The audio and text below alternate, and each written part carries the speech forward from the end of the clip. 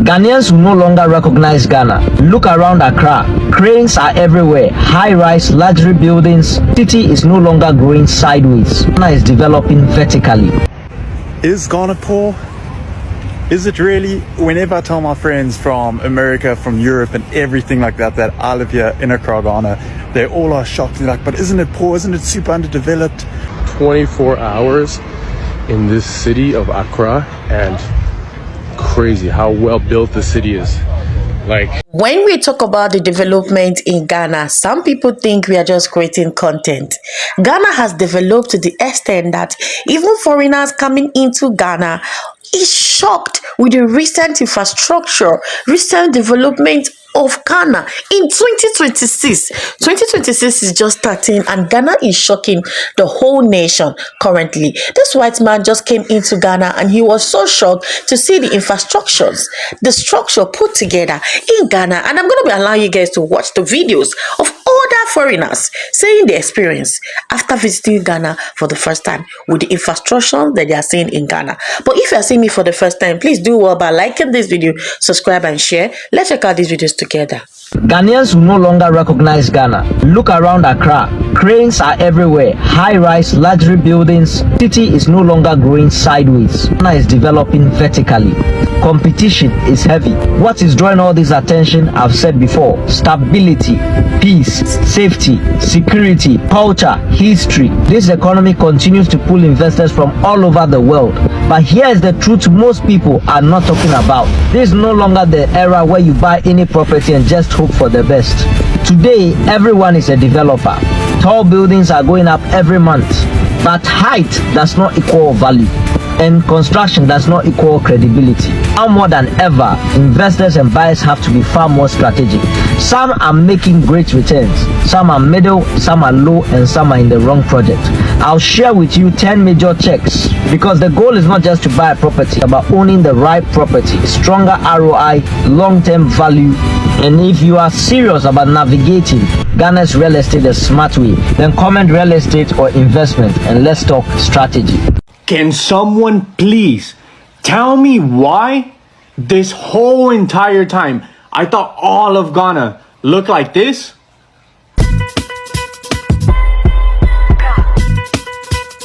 But bro, I just literally saw a video of what Ghana actually looks like. There is no way, bro. There is no way. Somebody tell me this is fake. Somebody please tell me this is fake. Let me show you.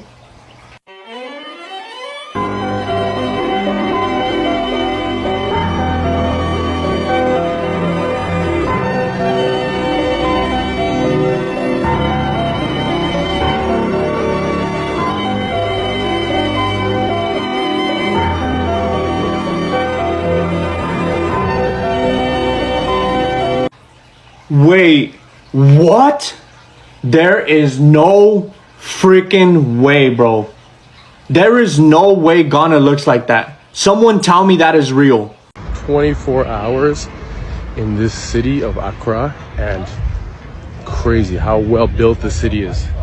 Like, we drove for over an hour and all I seen was nothing but buildings looking nicer than most cities in North America. This city is one of easily the nicest city I've been to in Africa, hands down.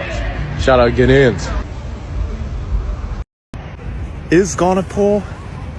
Is it really? Whenever I tell my friends from America, from Europe and everything like that, that I live here in Accra, Ghana, they all are shocked. They're like, but isn't it poor? Isn't it super underdeveloped? Aren't there just mud huts everywhere?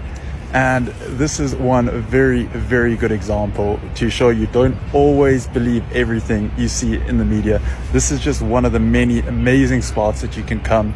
I don't live here. I just pay. I come and use this pool here, get some lens in, get the sun. You can see there are tons of people out and about. There's waiters and waitresses that actually come on rollerblades. It is something out of a movie, but Ghana is a movie. And that is why I choose Ghana. That is why I choose Africa. Africa is the next superpower. Share this around if you agree with me and you believe that the future is Africa and the future is now. Is consistently changing. Like, if I don't drive in an area for a little bit, I come back around and all the stores have changed. Like in this plaza, for example, only the Cupcake Boutique is the, an original tenant of this area or this plaza. Mana is a new one. I actually been hearing about it. Gotta go check that out. Boutique interiors. It looks like some very fine housing interiors. And then we have like, this used to be Rose Garden. It's been gone from there for a while, but it looks like they're actually already building to put something new in there. So like in 2 seconds, like, East Legon, Cantonment, Laboni, all those areas, like they have just been like really changing. Y'all, I am struggling today. Why? Because in 48 hours, I'm supposed to return to the States. I have my flight booked. I've already changed my flight twice. And I'm sitting here like, am I really going back? The peace that I feel in my soul right now, and am I really going to let that go? Do you know what it feels like to have spent so long searching for a place that feels like home, searching for a place that makes your nervous system feel calm, where you feel like true inner peace, searching, and then finally you step foot into that place and it's like my whole world was shifted. That is what Ghana is for me. That is what Accra is for me. I stepped foot onto the soil here, and it's like everything I've been searching for all made sense. It all made sense, and I knew I was home. So I've been sitting here thinking all morning, am I changing my flight again? Am I gonna stay or am I gonna leave? And the logical side of my brain has had to kick in, which is not easy for a Pisces. And I'm like, you know what? I have to go back. I have to go back because I need to set up things for me to be able to be here long term. Like, this is home, and I know once I leave, that feeling will not leave me. Now that I've experienced this, there is no way I can continue to live life without having this be part of my normal life experience. So I guess I'm home. So I'm back from Ghana, and the differences between our two countries and the danger that our country is in could not be more apparent. And this idea that Africans don't like Black Americans or don't see us as a part of them, Ghana just sinks that shit like the Titanic. They're so open to us. They call us brother. They literally say welcome home. When I went to Elmina, the fact that I'm Black American got me so much compassion.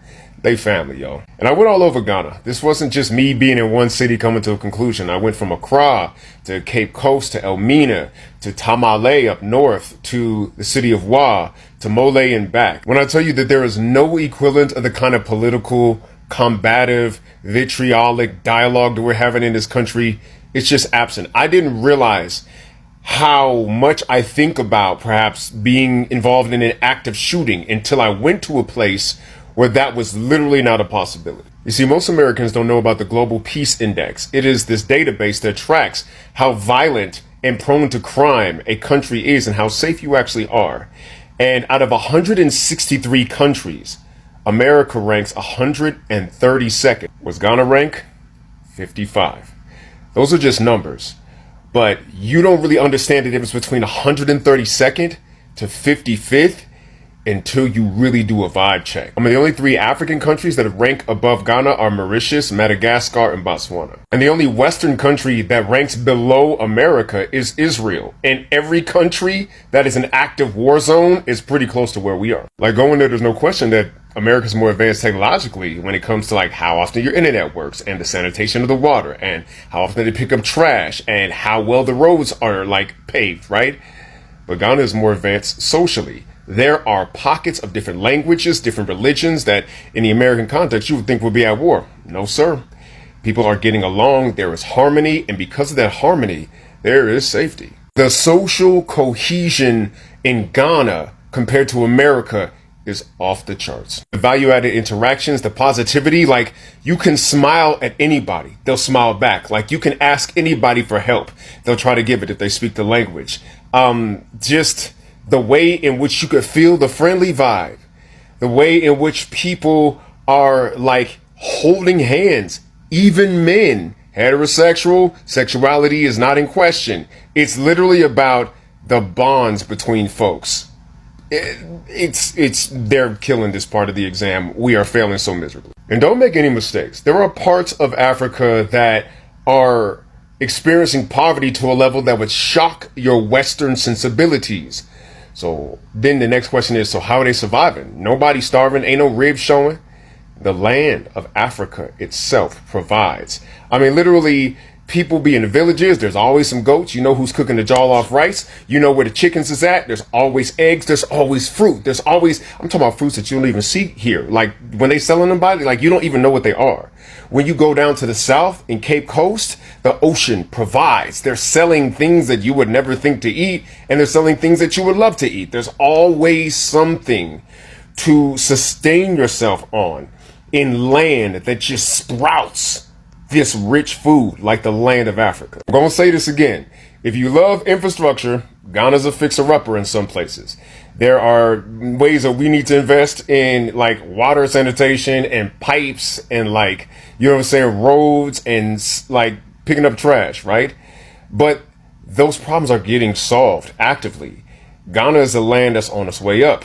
America, it's yeah. But you got to adjust your lens of how you look at Africa, because what you're looking at is a place that survived an apocalypse. The slave trade was an apocalypse. Colonization was absolutely an apocalypse. Have you noticed there's no apocalypse movie set in Africa? Because apocalypse movies are Westerners' greatest fear. What's going to happen if the bridges and the phones and the heating and the refrigeration don't work? Africa, shit get cut off, then they figure it out, and then it get cut back on again. Like, they're calling us out on how we lose our peace when we have poverty. Having been to Ghana, it's clear to me now. Material wealth is not the path to peace or freedom. Freedom is literally in kindness. It's in connectivity. It's like the safety that people provide because they understand that everybody is in this together. When you look at the political situation, they all love their president, John Mahama.